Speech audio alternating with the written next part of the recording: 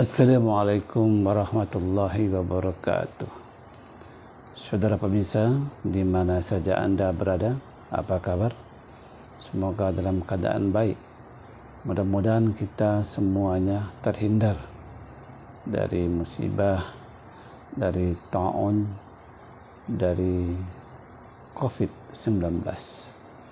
Bagi yang dalam keadaan sakit, Allah sembuhkan, dan segala urusan yang kita kerjakan dimudahkan oleh Allah SWT.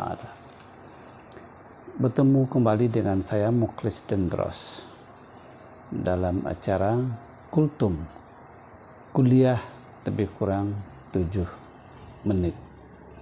Kali ini kita bicara tentang kurban itu bekal pahala di hari akhir, tepatnya 10 Zulhijjah atau Hari Raya Idul Adha.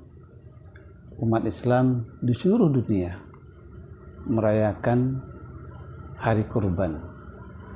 Bagi yang mampu untuk melaksanakan ibadah kurban, maka banyak keuntungan yang dia peroleh dan banyak hikmah di dalamnya.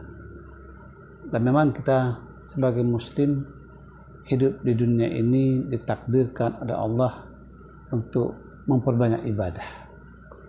Wa ma khalaqtul jinna wal insa illa liya'budun.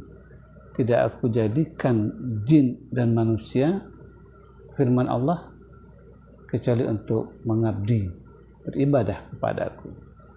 Ibadah yang kita lakukan itu banyak sekali.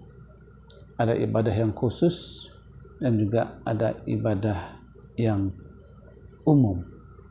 Ada ibadah yang tidak mengeluarkan dana, mungkin hanya tenaga, tapi ada yang mengeluarkan dana, seperti zakat, infak, sedekah, haji, dan kurban. Maka berkurban itu bagi seorang mukmin memang sudah terlatih dengan amal-amal yang mengeluarkan dana, yaitu dari yang awal dari infak, sedekah, zakat, dan segala kebaikan lainnya. Segala bentuk amal yang wujudnya itu memberi. Dan memang orang yang memberi itu lebih mulia daripada orang yang menerima. Tangan yang di atas lebih baik daripada tangan yang di bawah. Nah, kurban merupakan kewajiban mukmin yang mampu. Inna a'tayna kal kausar fasalli li rabbika wanhar.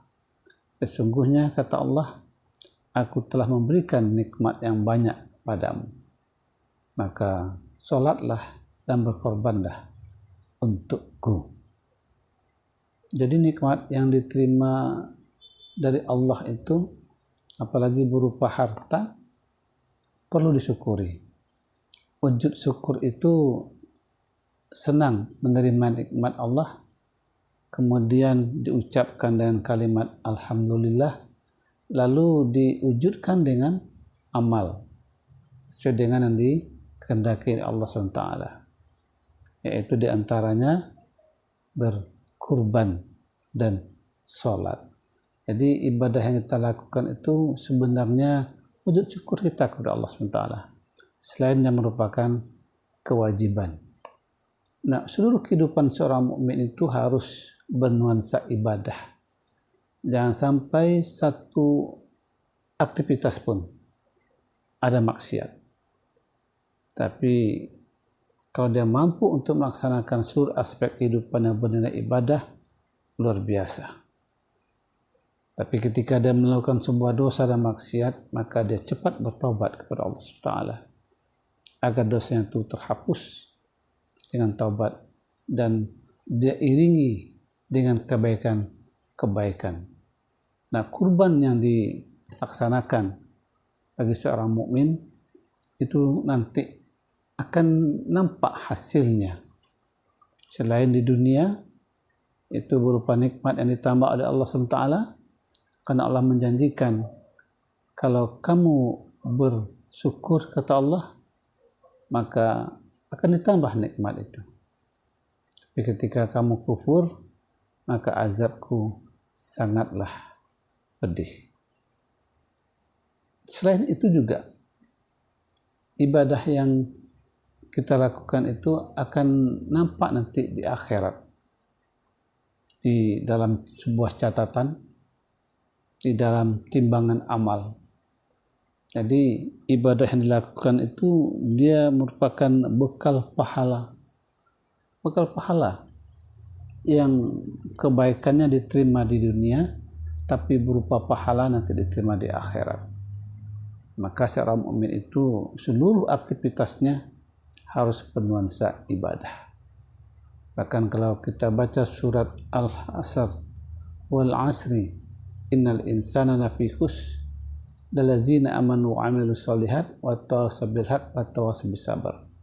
Sampai Allah mengatakan demi masa, sesungguhnya manusia itu dalam keadaan merugi. Nah, dari waktu yang diberikan oleh Allah SWT, masa yang diberikan oleh Allah SWT, Allah langsung menyatakan semua manusia itu merugi.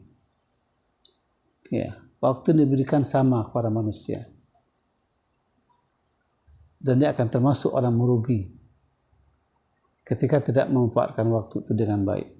Illal ladzina amanu, kecuali orang yang menambah keimanannya, kualitas imannya dia tambah. Waktu itu diisi dengan keimanan. Dan ladzina amanu wa amilus solihat, dan orang yang menambah dengan amal soleh, waktunya diisi dengan amal soleh.